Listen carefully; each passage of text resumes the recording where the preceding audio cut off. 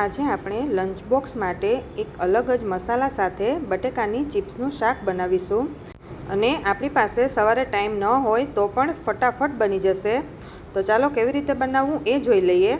તો એના માટે 2 બટાકાની છાલ ઉતારીને મેં લઈ લીધા છે।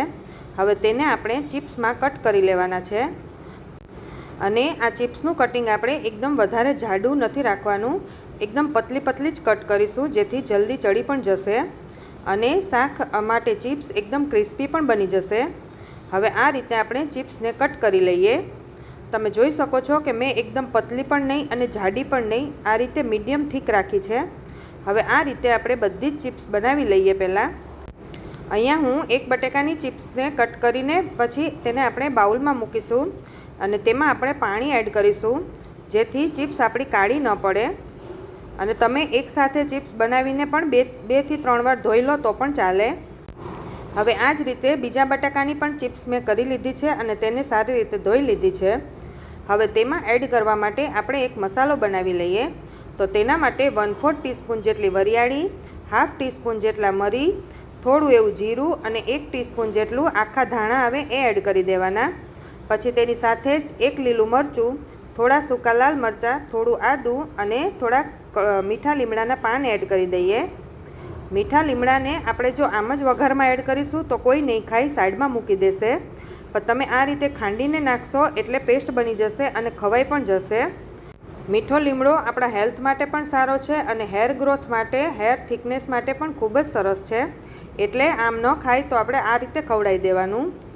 હવે આપણે એક પેન લઈ લીધું છે, તેમાં 2 ટીસ્પૂન જેટલું તેલ એડ કરી દઈએ અને તેમાં પછી તેલ ગરમ થાય એટલે આપણે બટાકાની ચિપ્સ એડ કરી દઈએ અને 1/4 ટીસ્પૂન જેટલી હળદર એડ કરી દેવાની।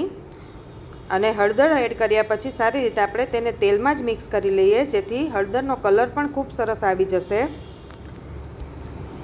અને તેને આપણે 2 મિનિટ માટે આ રીતે તેલમાં પહેલાં સાંતળી લેવાની છે।